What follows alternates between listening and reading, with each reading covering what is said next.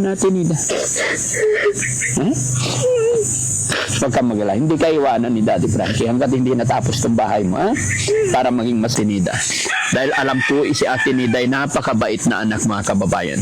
Bakit? May nakausap akong kapitbahay, nagsabi sa akin na kaya po umalis si Ate Nida, kaya nag-abroad si Ate Nida para pagawan daw ng bahay yung kanyang nanay at tatay.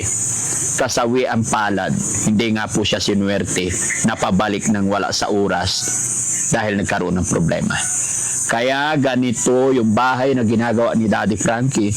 Noon, kwarto lang ang plano ko, i-renovate na yung kwarto niya.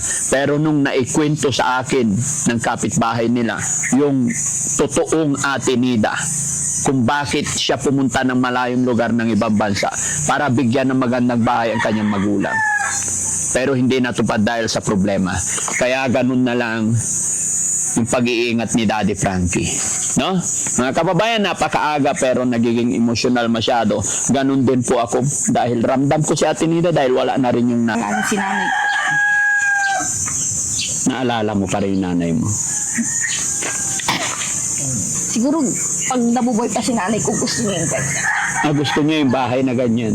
Oo. Good morning. Ay, kumakain pa. Sige, kain ka lang. Tapos na ako. Hindi, kain ka muna. Inaano ko yung kanin, yung nunot-nuton ko. No. Bakit nagsisip-sip ka? Walang ulam. Ay, di ba? Ganito ko sila kumain. Nagsisip-sip?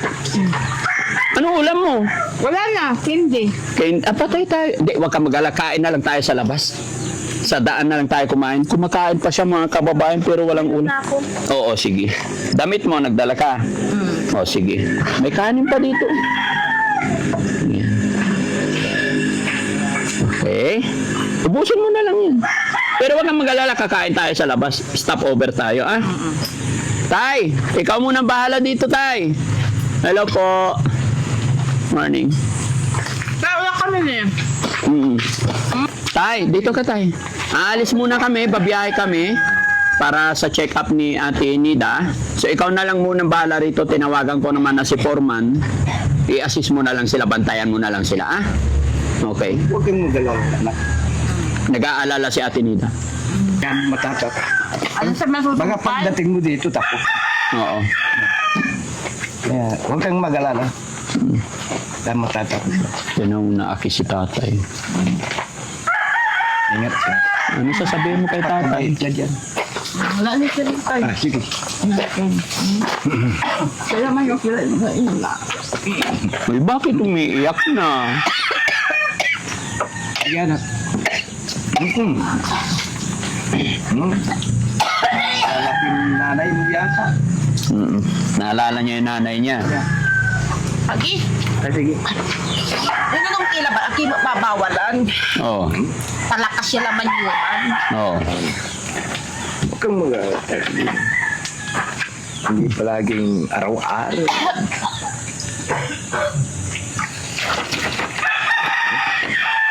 Wag lang sobra, no, Ate Nida? Hindi naman eh, bisyo na nila eh. Kahit sigarilyo, hindi mo na. Hindi matanggal. Hindi dapat tanggalin na yung sigarilyo. No? Hindi niya matanggal? Pati inom. Okay lang na magsigarilyo siya. Bakit? Tamanandral. Managderal? Managderal na? Masisira. Ay, oo. Masisira talaga kalusugan pag ano. Kaya nga sabi ko dapat tanggalin na sigarilyo. Di ba? Nakalimutan ka. O, okay na tayo? Yung gamot mo, okay mo. Manay. Ay, yan na. Dati Ay, Si Ukang, alis na kami. Okay. O, sige tayo ha. Darating yung foreman ngayon. Alam ko 5 yung magjo-duty ngayon dito para mas mabilis. Pagbalik niya, Tinida, tapos na yan. Okay, let's go. O, anong... Kang. Tinida, wait lang. Mga kababayan natin nanonood sa'yo. Ay, hello po. Good morning po. Papunta po kami ngayon sa, sa check-up namin. Oo. Pero may tanong ako, Tinida. Tay, dito ka. Nagpaalam lang si tatay, parang umiyak ka na rin. Bakit? Ewan ko kung bakit. Para bang mawawala na sa mundo. Siguro dahil sa pagmamahal natin sa magulang natin, no? Pero pag inaaway ko siya, walang kilaon niya eh. Pero hinahanapin mo din palang magulang niya. Ano? Yung sinasabi kong mawala na sila, pero Oh. pag wala na, hanapin mo din pala yung mga magulang mo. Yes, minsan pag galit tayo, nakakapagbitaw tayo na hindi maganda, no? Oh, bigla na lang pumapasok sa isip natin yun. Tapos, siyempre, masyadong madulas yung dila natin. Oo. Kaya nakapagsalita tayo ng Nakapagsalita tayo na ang yun. basa-basa. Oo. Tapos, nagasang. Oh, Anghang. pero maya-maya or bukas, pag hindi mo nakita ang tatay mo, nahanap mo siya. Manaburido. Nag-aalala ka pag nawala yung tatay mo? Mm. Bakit kaya? Pinag-aburido, siyempre, di lang tatay ko, kundi pati mga kapatid ko. Manaburido. Nag-aaburido ka. Kaya minsan Tapos minsan naiinip ako. naiinis. Ewan ko nga ba sa aking sarili, hindi ko maintindihan. Hindi sa hindi maintindihan. Natural po yun, Ate Nida, kasi tao tayo. Pangalawa, anak tayo, anak ka ng tatay mo. Natural na mag-aaburido ka kasi alam ko, mahal mo ang mga kapatid mo, tatay mo. Kaya naiintindihan ko yun. Di ba? Pamilya tayo eh. Mahal natin ang tatay natin. Kahit ako, pag di ko nakita yung tatay ko na nandun sa malayo, hindi pa nakauwi, gabi na. Hindi ako mapakali hanggat hindi nakarating siya sa bahay. Hanggat hindi siya safety. Nag-worried ako. Yun yung nakikita ko sa'yo. No? Hanggang kailan mo mamahalin ng tatay mo? Hindi natin masabi eh. Hindi ko masabi. Oo. Hindi natin masabi hanggat nandito pa sa akin. Pero kahit wala na sila, bakit nanay ko? Mm. Kahit wala na si nanay ko. Naalala mo pa rin yung nanay mo.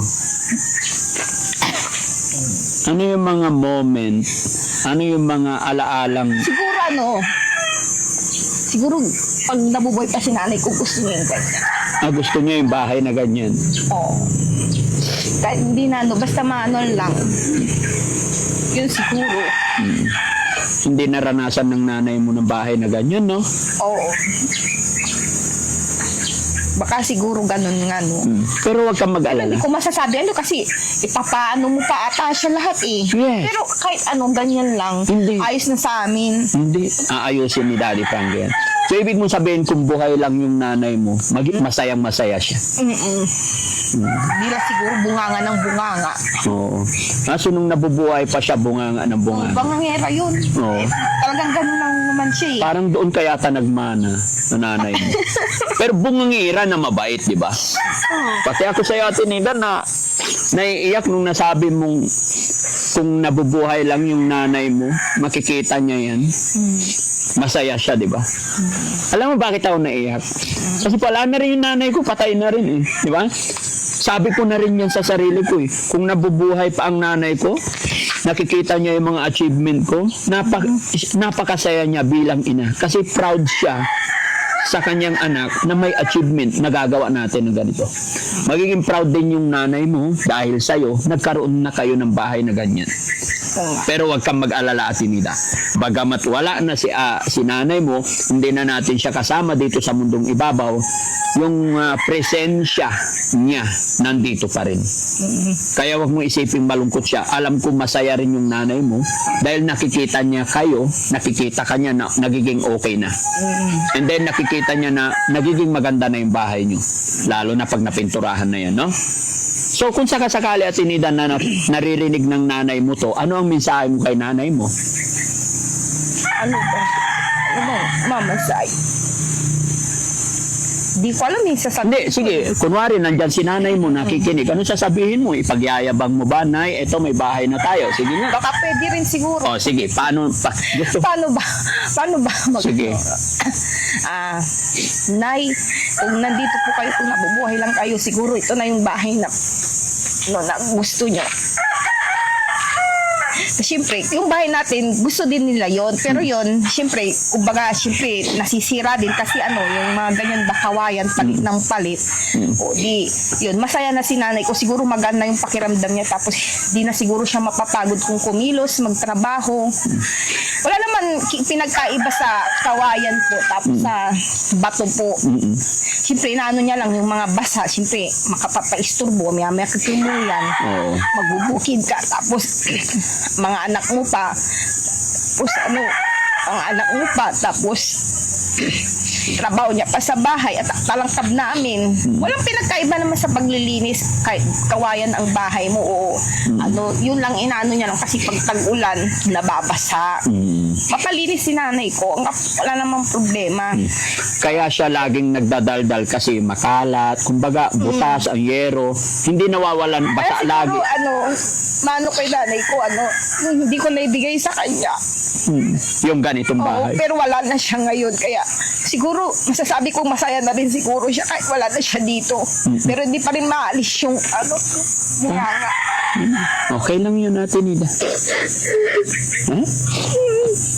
Huwag kang mag-alala. Hindi ka iwanan ni Daddy Frankie hanggat hindi natapos tong bahay mo, ha? Para maging masaya yung nanay mo, okay? Alam nyo mga kababayan, kaya naging ganito ang pagkikir ko kay Ate Nida, pag-unawa ko. Dahil alam ko kung gaano kabait na anak si Ate Nida. Bakit? Sabi ko siguro masaya yun. Oo.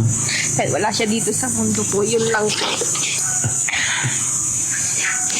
Alam nyo mga kababayan kung bakit ganito nga po yung pagkikir ko kay Ate Nida. Dahil alam ko si Ate Nida ay napakabait na anak mga kababayan. Bakit? May nakausap akong kapitbahay, nagsabi sa akin na kaya po umalis si Ate Nida, kaya nag-abroad si Ate Nida para pagawan daw ng bahay yung kanyang nanay at tatay. Kasawi ang palad, hindi nga po siya sinuwerte, napabalik ng wala sa oras dahil nagkaroon ng problema. Kaya ganito yung bahay na ginagawa ni Daddy Frankie. Noon, kwarto lang ang plano ko, i-renovate na yung kwarto niya. Pero nung naikwento sa akin ng kapitbahay nila, yung totoong Ate Nida, kung bakit siya pumunta ng malayong lugar ng ibang bansa para bigyan ng magandang bahay ang kanyang magulang. Pero hindi natupad dahil sa problema. Kaya ganun na lang yung pag-iingat ni Daddy Frankie. No? Mga kababayan, napakaaga pero nagiging emosyonal masyado. Ganun din po ako dahil ramdam ko si Ate Nida dahil wala na rin yung nanay ko. No? Pero Ate Nida, ipakita natin sa ating mga magulang, sa ating nanay, kaya natin sinabi, bagamat wala na sila, pakita natin na masaya tayo para sa kanila. Para maging masaya din sila, okay? Si tatay umiiyak.